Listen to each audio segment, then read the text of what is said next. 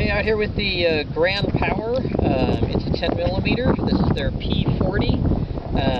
It is a European gun. Apparently they're using these in a lot of competitions over there, or at least that's what I've read. I'll go through the fit and finishing kind of stuff when I get home and not in the wind. It's New Mexico, so we always have wind. One of the things about the gun, you know, you have your safety lever, so you have your on safe. You can decock and bring it back, and then you have a double action followed by single action. You can also leave the lever down, which you have double action only. So you could shoot it as double action, you could shoot it as a double action only. You could pull the hammer back and then just go with single action if you want to do that. The safety cannot be engaged when the hammer is down. It can only be engaged when it's all the way down. So you don't have that as a possibility. Length of pull, I'll try to show this again later. On the double action, it is a long pull, and the reset for the double action only is way back out here. Reset on the single action after you pull the trigger, and it resets. The reset is pretty decent. I mean, it just comes out just a little bit. Right about there is your reset, and there's your take up. It's an interesting design. I mean, I like 10mm. I brought a Glock out to just kind of shoot a few rounds in between the magazines I have loaded up for this one, just to get a comparison on the recoil. Their great claim to fame is that their barrel, and I'll go into this a little bit later, their barrel rotates. And, kind of like in the Beretta PX4 Storms, it's supposed to mitigate some of the recoil. I've heard people online saying things like, oh, it's like you're shooting a 9mm. I don't know if that's true. I guess we're going to find out. Got a target downrange. The magazines, they say they're 14-round magazines. I was using an Uplula, and getting in 12 was a real struggle. The magazine release is very mushy, and it takes a lot of pressure to get the magazines out. Alright, so let's try a little bit of double action only. So I've got the safety lever down, and my thumb kind of actually sits on the safety lever when it's down. When it's in neutral, my thumb sits below it, but when it's down, that'll be kind of interesting. I think I'll shoot up there at the top. Yeah, it's not bad.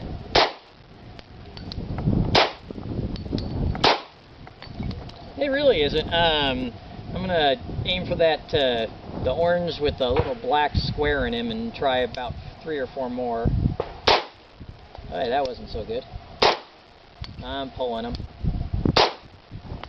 Alright, well that's me, not the gun. So I'm going to take it off of double action only mode. I'm going to put it into double action then single mode, and we'll see if I do any better. Well, and that was double action, and I hit my little guy, so good for me.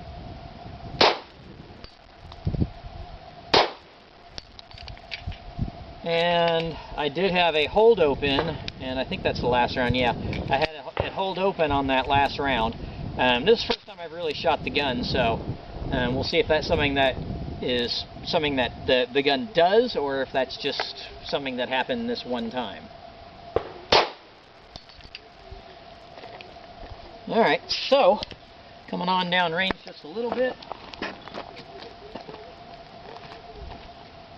I was shooting for here, and most of these were double actions, so it's not terrible. Switch over to the Glock real quick, just so you can get a sense of the difference in recoil. I'll just shoot it one of those little white circles in the paper on the far left corner.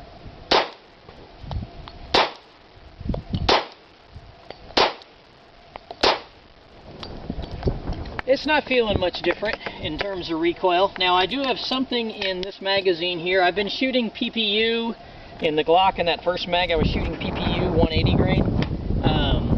The 11th round is going to be Liberty Civil Defense, which is 60 grain running at 2,400 feet per second. And the last round, the 12th round, is going to be the Corbon 150 grain. So, you know, we'll see what those feel like. Oh, that was interesting.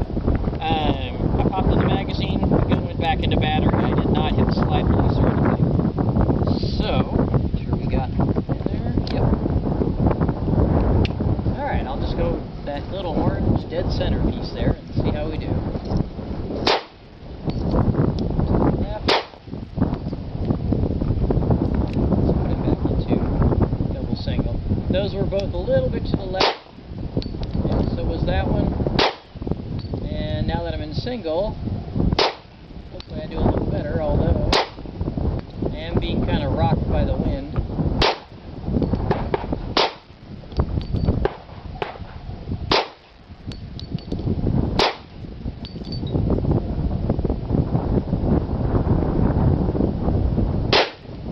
If that was the civil defense, you could actually hear the difference. I don't know if that came through in the video. And so here's the core bond. And, you know, a little snappier, but not bad at all. So, you know, is the gun doing, you know, what it's supposed to as far as with the barrel rotating and taking a little bit of the recoil? Maybe. I mean, you know, weight-wise, it's pretty similar to the Glock. I don't think the recoil's bad on the Glock, so I don't think the recoil is very bad on this. I'm not really noticing the grip here being an issue one way or another. I don't know if it'll show up very well, but there's like a little palm swell right here. And so this part of the grip's actually a little thinner than this part of the grip. You have a checker pattern going this way, a checker pattern kind of going this way, and then on the front strap you have a checker pattern just kind of going across. I'm not noticing it. I'm not having a problem hold on to the pistol at all. I'm not feeling it, you know, kind of coming loose in my hands. You know, it's a different 10 mil. If you're a 10 mil geek, you might want one of these. They have these also in 9 mil. They have a 380, but their barrel does not rotate. In the 9 mil, it does. You know, but in the 9 mil, you might just look at the Beretta, and I think you can pick those up for about $400. This was about $6.50. So, you know, in the same ballpark as a Glock. But again, just something a little bit different in 10mm. It's the Grand Power P40. Okay, this is a tabletop kind of review of the Grand Power P40. This is in 10mm. The pistol comes in a box that isn't even Walmart quality. When I got the pistol, it was less than inspiring when I opened it up and the box started coming apart. So it's definitely very cheap, but you know, it does its job, I guess. Came in a little plastic, the little bubble things, most of which were already popped. To protect the gun, comes with what appears to be an extra front sight, which I thought that was kind of interesting, along with a little Allen wrench and a brush. You can also get a manual, which was not written by a native English speaker, to say the least. But you know, it does have some nice pictures in there as far as the takedown, which the takedown is the easy part. Well, easy relative. Putting it back together, it's a little more difficult. It doesn't take down like your standard picture, and I'll hit that here in a minute. But then the reassembly. You kind of have to pay attention to what the barrel's doing when you're doing the reassembly. And then it has a little warranty card here in several languages, and the English part says this firearm is warranted in the following extend. Okay, 2 years for plastic parts and surface treatment, 5 years for other parts. You know, I don't really know that this would be something that they would stand behind all that well. But, you know, it's a European gun. Apparently they've been using these in competitions, not necessarily the 10 mils, but 9 mils and things like that. There are some interesting features to the gun. You know, everything's unloaded, safety checked, all that kind of stuff. You know, nice and empty. I got my little Glock here that's also empty. Full-size Glock 20. And then the GP just kind of sits right over him. So they're very close in size. So you're definitely talking about a full-size pistol. You're not talking about something that's compact in any stretch. Roughly about the same width, roughly about the same height. The GP may be a shade longer, roughly about the same length.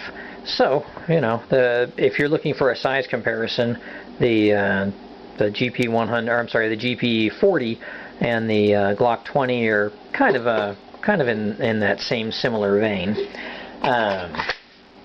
The heart of the system, and one of the reasons that I picked up the GP40 is its rotating bolt, or rotating barrel rather. So it's kind of like the Beretta PX Storms.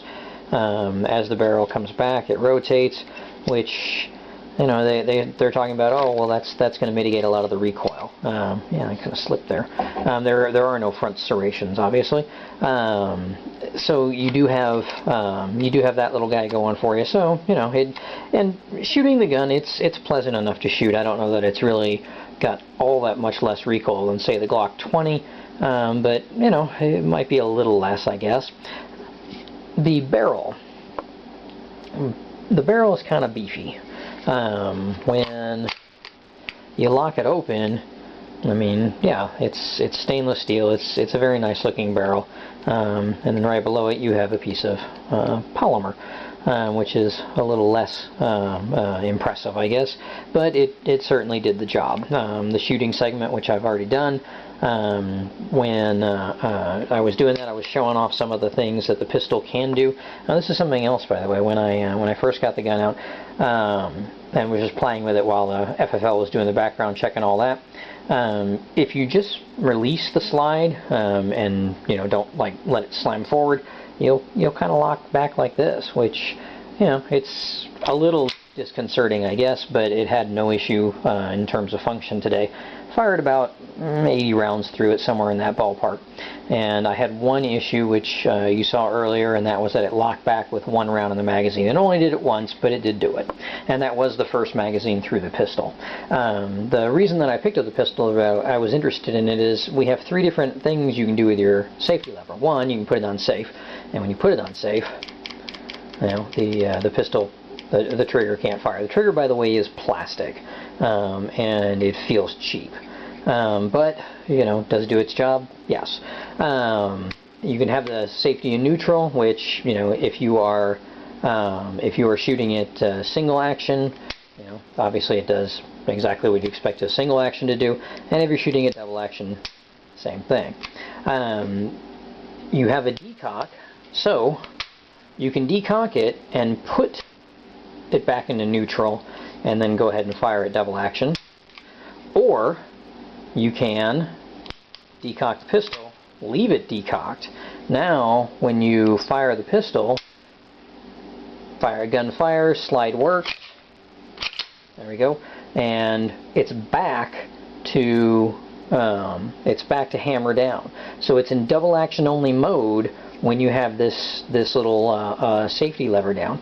The reset for double action only, or for double action at all, I mean your trigger pull is right about there. So when you're in double action only mode, yeah, you really have to let that trigger go forward. Now, the first couple times I was doing this, I wasn't really sure I liked it, but towards the end, I fired 5 rounds, 4 of which, 3 were right on top of each other, and then 1 was touching the group, but just barely, and the 5th one was about a half-inch away. So taking your time, learning how to use the double action trigger, yeah, you can get pretty good results in double action only, which I thought was pretty good. When holding the pistol, my grip, I wound up covering that lever when it was down. It wasn't a problem, but it was one of those things that I felt it. When the pistol is in neutral and you're going double action to single action, then the lever was completely out of the way of my thumb. Because where the beaver tail sits here, my thumb was not, in contact with that lever at all. But when it was in double action only, I certainly felt it. It is a ambidextrous lever, so it is on both sides. So you do feel it both sides. And you also have your slide stop lever on both sides. I didn't feel it when I was shooting in neutral, which is nice, because then it's just kind of out of the way. But that's my grip. If you tend to have a higher grip, you'd probably feel it more when you were shooting a higher grip with your thumb. You'd probably feel it more when it was in neutral than when it was in double. I'm sorry, when it was in double action only. Although even then, I suspect this part of your thumb would probably still be in contact with him. So it's interesting. Just having the ability to have 3 different modes of fire basically is pretty interesting. Single action, double single, or double, all on one pistol. And it worked reliably. The fit and finish on the gun is okay. I wouldn't say it's anything to write home about. I don't know that it's going to really show up all that well. Here I cleaned it and ran a towel over it before taking it out to shoot. But it's definitely a flat, matte kind of a thing versus anything kind of shiny, which generally speaking is not a bad thing if this was, you're using this as a duty gun or just something where you don't want to have a lot of reflection. You do have some nice grip here in the back, but you don't have anything in front, and yeah, it's hard to get a good purchase here in the front without your thumbs and your fingers sliding and coming back. The magazine release. The gun ejects magazines. It's not drop free. It's launch free. That's the good news. The bad news is you really have to push this. There's, and you might even be able to hear it. You really have to push in on that mag release to get it to go. Once it goes though, yeah, the magazines come flying out. So that's certainly a positive, well, a positive and a negative. The grip textures on the gun. You have some textures here, and essentially there are little lines that are going kind of this way. You've got some more texture here, little lines going more, not quite down, but closer to down. And then you have some grip texture coming across on the grip. The back, and you can definitely see it here under this lighting a little better than you could at the range. The bottom of the grip narrows about halfway down. So your palm, or my palm anyway, sits pretty well here, and then there's this place here where it's just beveled away. It's just how they made it. And so, my grip, I don't tend to notice it too much, and it doesn't feel bad, it doesn't feel good, it doesn't feel, one way or another on the other side here, where my hand is gripping it. But just be aware that the shape isn't as regular as, say, a Glock or a 1911, where you have the same width coming all the way down. You do have, kind of that Glock hole there. You don't really have beveling per se. There's a little bit right here, but then I guess there's a smidge of it, I guess, like right here and right here, but not much. So if you're putting in the magazine and you're not getting it in right, it's going to have an issue. With a fully loaded magazine, you have to give it a pop to get it to go in. With an empty magazine, yeah, it just goes in without any trouble and just kind of slides in and locks in. But when you have a fully loaded magazine, you have to really give it a slam.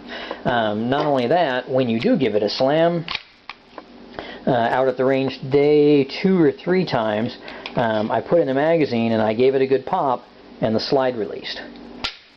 It's not doing it here, but it's also an empty magazine. And so just be aware that that's a possibility. As far as all of a sudden you have a gun that's ready to go and maybe you weren't really expecting it. Now you can put the safety lever in the down position, and then when it releases, the hammer's down. Now that won't keep it from firing, so if you pull that trigger, yeah, it's still going to fire. But at least if you have the lever down and the gun winds up going into battery before you're ready, it's not hammer down. And so if you're out there at the range and you're shooting with a friend and he's not smart enough to keep his finger out of the trigger guard before he's ready to fire, and he slams in a magazine and it goes and boom, yeah, that could be kind of a problem. But you can put it in that down position, and then it'll drop to the hammer down, and then it's let's just say you're not pulling this trigger unintentionally. This is probably 12-ish pounds, maybe even 15-ish. It's smooth. There's no stacking whatsoever. As you pull through, it's just a nice smooth trigger pull, but it is heavy. You're not pulling this trigger inadvertently. Now the single action, on the other hand, oops, got to put the lever back to neutral. The single action, on the other hand, is fairly light. It's a fairly crisp trigger. There's a little bit of take up, about 1/4 of an inch, and then you wind up with about 1/4 of an inch where you push through it, and I'd say somewhere 5-6 pounds, somewhere in that general ballpark. So it's a pistol that once you get used to shooting, I think you'll definitely shoot it a lot better than I was shooting it today. But you know, in terms of accuracy, it was capable of the accuracy as shown by that last group, which isn't, you know, me saying that I'm a wonderful shot. It's just me saying that the pistol is capable of doing it.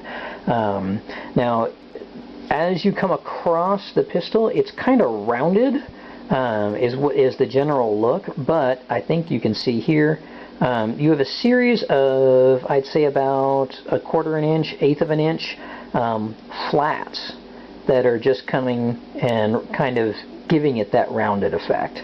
So, you know, it's a little bit of mill work that they did, and I kind of like the way it looks. The sights are just your basic 3-dot sights. They don't appear to be adjustable, and I don't know, as far as replacing them, what the options would be.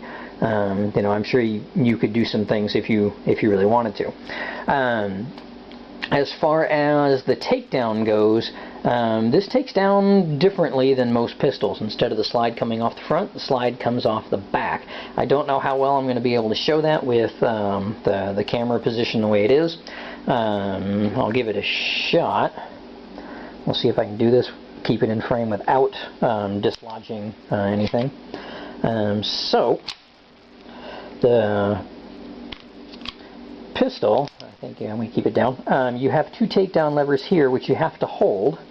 While you're holding those, you have to pull. Yeah, I don't think I'm going to be able to do this the way I've got it set up right now.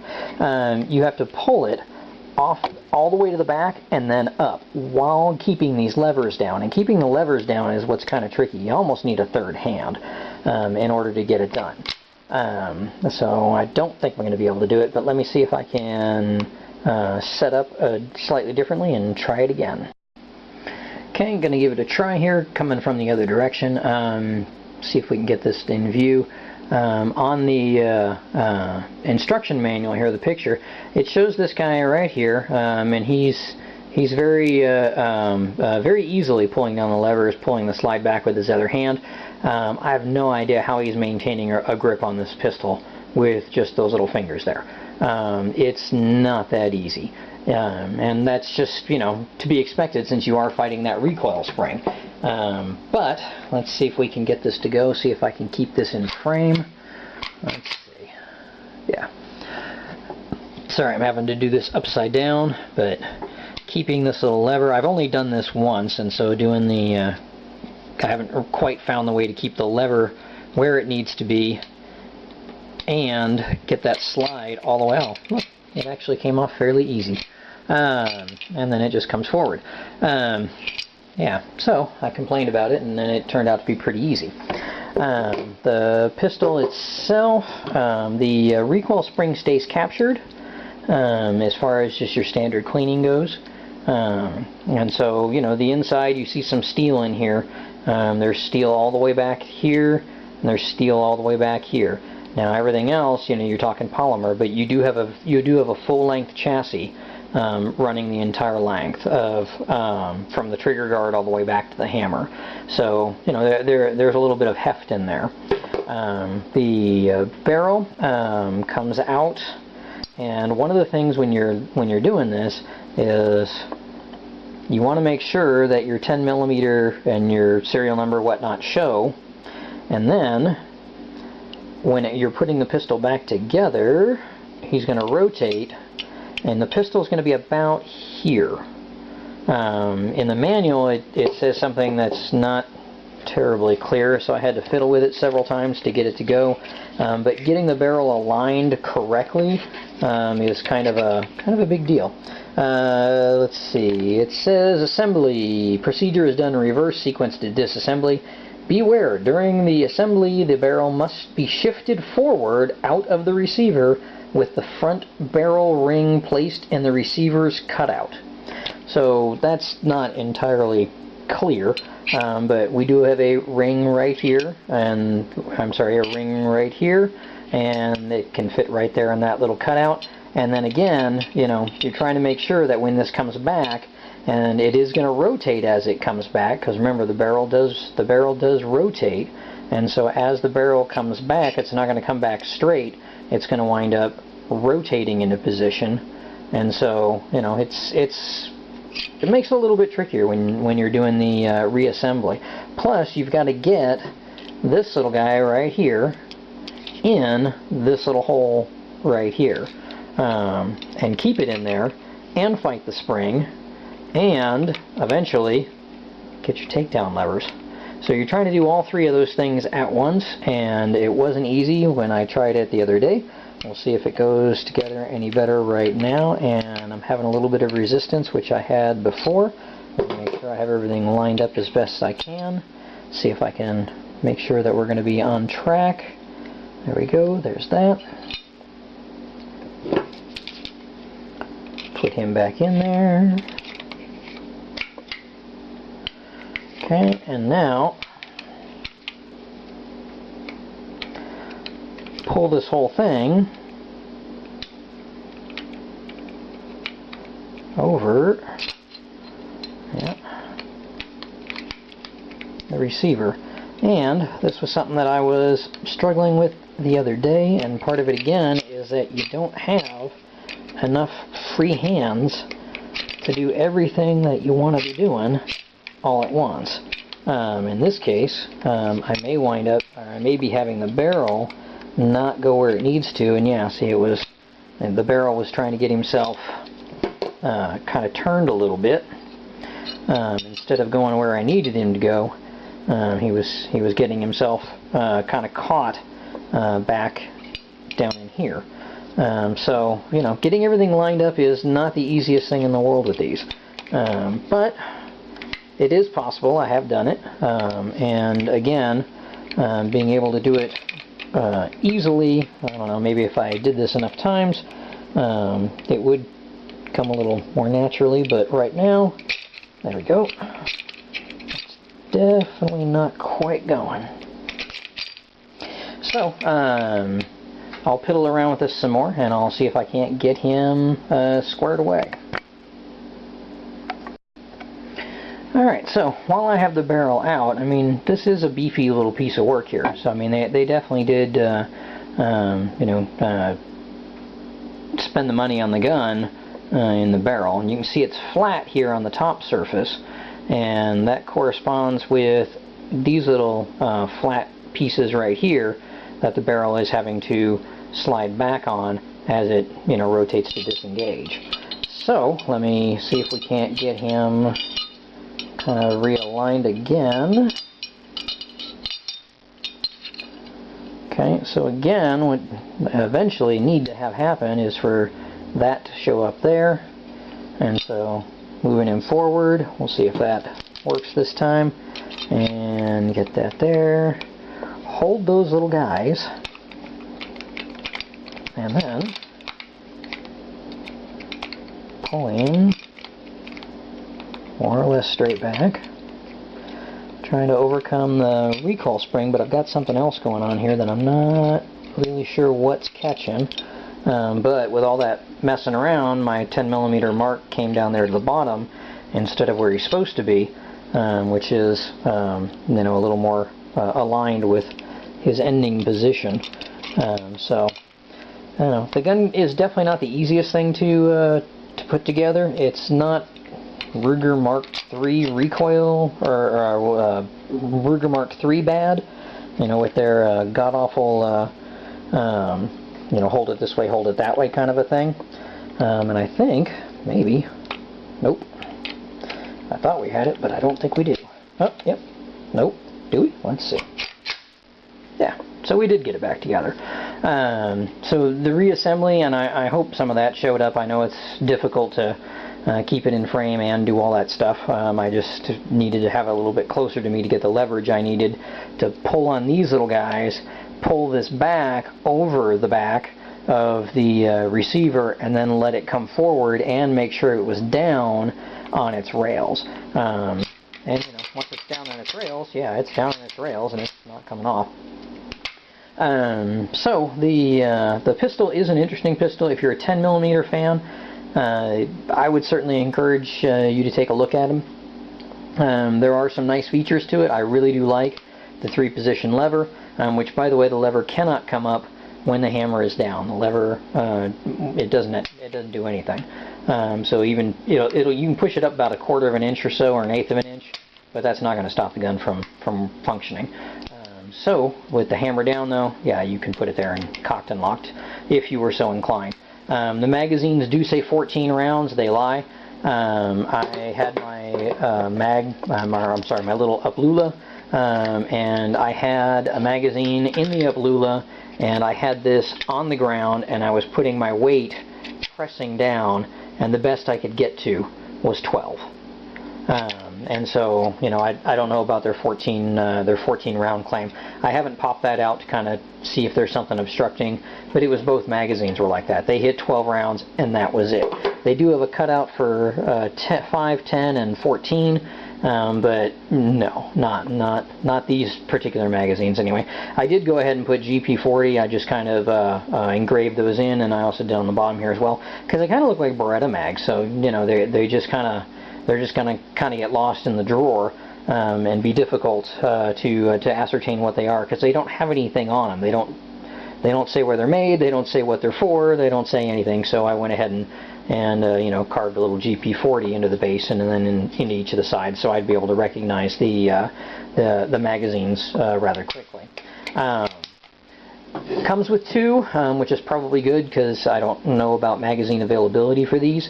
They do make this in 9, like I said, and it might be a great shooter in 9, kind of like the PX4s. I know a lot of people didn't like the grips on the PX4s, you know, because they're fairly smooth, and so a lot of people would put grip sleeves on them or skateboard tape or whatever. You know, this gun did not come loose in the hand when I was shooting it at all. So, you know, it's different. So if you're looking for something a little different, and you don't want to spend too much more than you would for a Glock, you know, I got this for $660, I think, $659, something like that. Sportsman's Outdoor Superstore. No, I don't have any endorsements or anything. They don't give any money. But you know, if you're looking for one of these, Sportsman's Outdoor Superstore, they also have nice fast shipping as well. So anyway, this is the GP40, which is in 10mm.